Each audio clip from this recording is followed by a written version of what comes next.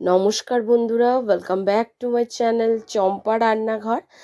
আজ আমি আপনাদের সঙ্গে শেয়ার করব ফুলকপির পকোড়ার রেসিপি। একটু অন্য রকমভাবে তৈরি করে দেখাবো, স্বাদে হবে একদম অপূর্ব। তাহলে চলুন বন্ধুরা দেখে নিই আমার আজকের এই ফুলকপির পকোড়াটা কিভাবে বানিয়েছি। দেখুন কত সুন্দর কালার এসছে। এখন দেখুন কিছু ফুলকপি আমি কেটে নিয়েছি টুকরো টুকরো করে। এখন এই ফুলকপিগুলোকে ভাপিয়ে নিতে হবে। তার জন্য একটা পাত্রে জল দিয়ে নিয়েছি। জলের মধ্যে দিয়ে দিচ্ছি পরিমাণ মতো লবণ, দিয়ে জলটাকে ফুটতে দেবো। তারপরে এর মধ্যে ফুলকপির টুকরোগুলোকে দিয়ে একটু ভাপিয়ে নেব। ফুলকপিগুলো গলে যাতে না যায় সেদিকে কিন্তু লক্ষ্য রাখবেন। প্লিজ বন্ধুরা প্রথম থেকে শেষ পর্যন্ত ভিডিওটি দেখবেন। ভিডিওটি কিন্তু বেশ দুর্দান্ত। এই ফুলকপির সিজন চলে যাওয়ার আগে এইভাবে একবার পকোড়াটা বানিয়ে খেয়ে দেখবেন। এখন ফুলকপিগুলো বেশ সেদ্ধ হয়ে গেছে। এখন জল ঝরিয়ে নিয়ে চলে আসবো ফুলকপিগুলোকে। আপনারা দেখেই বুঝতে পারছেন ফুলকপিগুলোকে জল ঝরিয়ে নিয়ে আমি চলে এসেছি। এখন ফুলকপিগুলোর মধ্যে দিয়ে দেবো একটু লঙ্কার গুঁড়ি, দিয়ে দেবো একটু চাট মশলার গুঁড়ো, আর দিয়ে দেবো একটু পরিমাণ মতো লবণ। দিয়ে এগুলোকে প্রথমে মেখে রাখবো 5 থেকে 10 মিনিট। দিয়ে দিলাম হলুদের গুঁড়ো, দিয়ে দিচ্ছি চাট মশলার গুঁড়ো, দিয়ে এগুলোকে কিছুক্ষণের জন্য মেখে রাখবো। লবণটা কিন্তু একটু বুঝে দিতে হবে, কারণ লবণ দিয়েই কিন্তু এগুলো ভাপানো রয়েছে। এগুলো মাখা হয়ে গেলে সরিয়ে রাখবো। বন্ধুরা আপনারা প্রত্যেকটা স্টেপ ফলো করবেন, না হলে বুঝতে পারবেন না আমি কিভাবে আজকের এই রেসিপিটি তৈরি করেছি। এখন দেখুন একটা পাত্রের মধ্যে জল নিয়েছি আর তার মধ্যে গ্রেটার দিয়ে একটা আলুকে গ্রেট করে নিচ্ছি। আলুটা কিন্তু কাঁচা আলু, সেদ্ধ নয়। এখানে কাঁচা আলুই লাগবে, সেদ্ধ করা আলু লাগবে না।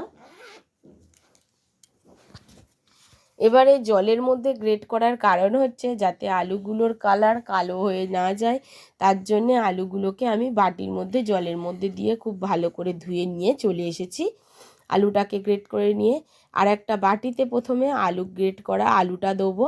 এবার একে একে উপকরণ মেশাতে থাকবো, একটা ব্যাটার তৈরি করব। দিয়ে দিচ্ছি পেঁয়াজ কুচি, আদা কুচি, কাঁচা লঙ্কা কুচি আর ধনেপাতা কুচি। ব্যাটার ঠিক হবে না, একটা শক্তই হবে, ব্যাটার ঠিক হবে না। এবারে এর মধ্যে দিয়ে দিচ্ছি সমস্ত উপকরণগুলো। একে একে এর মধ্যে কিছু গুঁড়ো মশলাও আমি অ্যাড করব। এখানে কিন্তু লবণটা বুঝে শুনে অ্যাড করবেন, বেশি লবণ হয়ে গেলে কিন্তু খেতে একদমই ভালো লাগবে না। এবারে বন্ধুরা এর মধ্যে আমি দিয়ে দিচ্ছি লঙ্কা গুঁড়ি, কাশ্মীরি লঙ্কার গুঁড়িও দিয়েছি, ঝাল লঙ্কার গুঁড়িও দিয়েছি। দিয়ে দিচ্ছি এর মধ্যে হলুদ গুঁড়ো, লবণ, পরিমাণ মতো কাঁচা লঙ্কা কুচি দিয়েছি।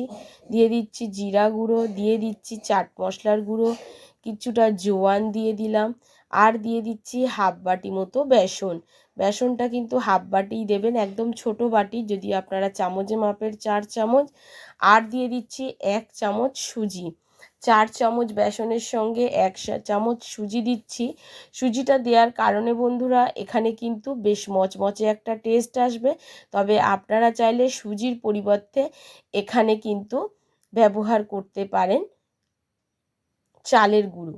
এবারে খুব ভালো করে শুকনো উপকরণগুলোকে আগে মেখে নিতে হবে। আগে কিন্তু জল দিতে যাবেন না, কারণ আলু থেকে জল বেরোবে, পেঁয়াজ থেকে, ধনেপাতা থেকে লবণ দিয়ে মাখার ফলে কিন্তু জল বেরোবে। তাতেই কিন্তু এই ব্যাটারটা তৈরি হয়ে যাবে। তবে ব্যাটারটা খুব নরম করলে কিন্তু পকোড়াগুলো বানাতে পারবেন না।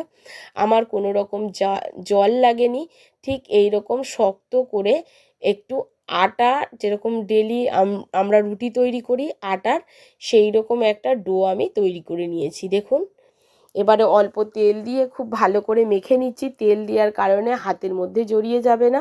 এবারে পরিমাণ মতো একটুখানি আমি নিয়ে নিচ্ছি ডো থেকে, নিয়ে পুরো এইরকম পাতলা করে নিতে হবে। যেরকম আমরা পিঠের পুর ভরি ঠিক সেরকমভাবে ভিতরে ফুলকপিটা মশলা মাখানো সেদ্ধ করা ফুলকপিটাকে দিয়ে ঠিক এইরকম গোল গোল বল তৈরি করতে হবে। দেখলেন বন্ধুরা কিভাবে বানিয়েছি। সমস্ত ফুলকপির পকোড়াগুলোকে এইরকমভাবে গড়ে নিয়ে চলে আসতে হবে। প্লিজ বন্ধুরা আমার এই ছোট্ট চ্যানেলে আপনাদের সাপোর্ট আর সাহায্যের খুবই প্রয়োজন। প্লিজ পাশে থাকবেন আর সাপোর্ট করবেন। এখন সমস্তগুলো তৈরি করা হয়ে গেছে, কড়া বসিয়ে নিয়েছি। কড়ার মধ্যে দিয়ে দিচ্ছি পরিমাণ মতো সাদা তেল। পকোড়াগুলো সাদা তেলে ভাজা হবে। নর্মালি বন্ধুরা আমরা ব্যাটারে চুবিয়ে মানে বেসনের ব্যাটার করে চুবিয়ে কিন্তু ফুলকপির পকোড়া খেয়ে থাকি। আজ কিন্তু আমি একটা ইউনিক পদ্ধতিতে রান্না করে দেখাচ্ছি ফুলকপির পকোড়া। তেলটা গরম হয়ে যাওয়ার পরে পকোড়াগুলোকে তেলের মধ্যে ছেড়ে দিতে হবে। এই পকোড়া ভাজাটাকে কিন্তু মিডিয়াম ফ্লেমে ভাজতে হবে। হাই ফ্লেম করলে ওপরটাই কালার এসে যাবে, ভেতরে কিন্তু প্রপার কুক হবে না। তার জন্যে এটা মিডিয়াম ফ্লেমে ভাজতে হবে। ঠিক আমি যেভাবে ভেজে দেখাচ্ছি এইভাবে আস্তে আস্তে করে ভাজতে হবে। সমস্তগুলোকে এইভাবেই ভেজে নেব বন্ধুরা। এইভাবে একবার এই ফুলকপির পকোড়াটা বাড়িতে বানিয়ে সন্ধেবেলা স্ন্যাক্স হিসাবে বা চায়ের সঙ্গে খেয়ে দেখবেন বন্ধুরা, খেতে কিন্তু অসাধারণ লাগে। তবে এই শীতকাল থাকতে থাকতেই একবার খাবেন, কারণ এই শীতকাল যদি চলে যায় তাহলে কিন্তু এই ফুলকপি কিন্তু সিজনের যে টেস্ট সেটা পাবেন না, আর ফুলকপির পকোড়া কিন্তু একদমই ভালো হবে না। অবশ্যই এই সিজনের মধ্যেই একবার ফুলকপির পকোড়া এইভাবে বানিয়ে খেয়ে দেখুন। দেখুন এগুলো কিন্তু ভাজা হয়ে গেল। এবার এগুলোকে তুলে নিয়ে আর এক খোলার মধ্যে দিয়ে দেবো। আর কতটা সুন্দর কালার এসছে আপনারা কিন্তু দেখেই বুঝতে পারছেন। সমস্ত পকোড়াগুলো মিডিয়াম ফ্লেমে এইভাবে ভেজে নিয়ে আমি চলে আসছি। দেখুন, আশা করছি বন্ধুরা আমার আজকের ভিডিও আপনাদের ভালো লেগেছে। যদি ভালো লাগে, যদি মনে হয় যে এটা কিন্তু করতে খুবই সহজ, তাহলে অবশ্যই কিন্তু এইভাবে ফুলকপির পকোড়াটা বানিয়ে খেয়ে আমাকে কমেন্ট করে জানাবেন যে কেমন ছিল। আপনারা অবশ্যই একটা করে কমেন্ট করবেন, না হলে কিন্তু আমি আপনাদেরকে ধন্যবাদ জানাতে পারি না। আর দেখুন এইভাবে ভেজে নিয়ে আমি চলে এসেছি। এবারে একটা ভেঙে আমি আপনাদেরকে দেখাচ্ছি কতটা সুন্দর হয়েছে ভেতরটা। আপনারা না খেলে বন্ধুরা বুঝতেই পারবেন না। আজ এই পর্যন্ত বন্ধুরা, আবারও দেখা হয়ে যাবে অন্য কোনো নতুন ভিডিওর সঙ্গে। নমস্কার বন্ধুরা, সুস্থ থাকবেন আর ভালো থাকবেন।